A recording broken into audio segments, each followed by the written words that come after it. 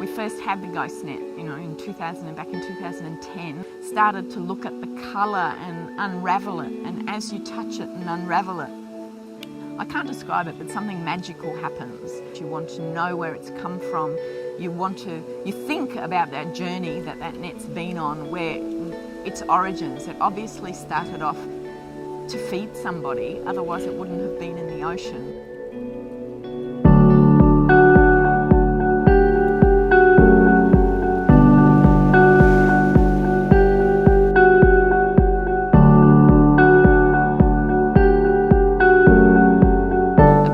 Sculpture goes through a number of phases.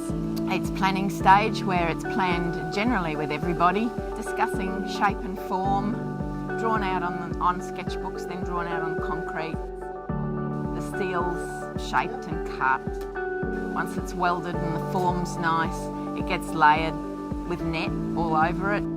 Positioning it, making sure that it's hung in the right position as you're doing it. You start stitching and layering that together, bringing in different colours and your details.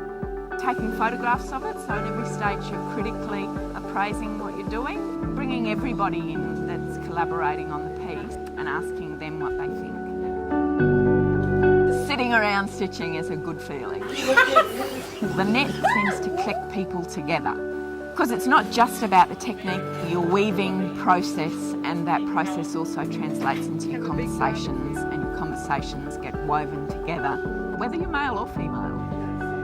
So collaboration between non-Indigenous and Indigenous people within the GhostNet project's been very important. The model for GhostNet was set up with non-Indigenous facilitators going into communities, working alongside people, not just teaching.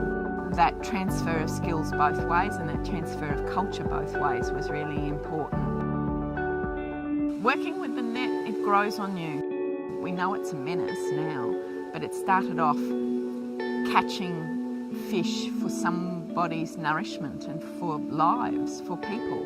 And it's become rubbish and it's become disused and a menace. But as you touch it and work with it, you start to think about all of those things, and they become really important to you. And then as you weave it together, you're weaving back life into something that had life in the beginning. I think that is really powerful, and it's a powerful message. The oceans and waterways of all kinds are precious to us.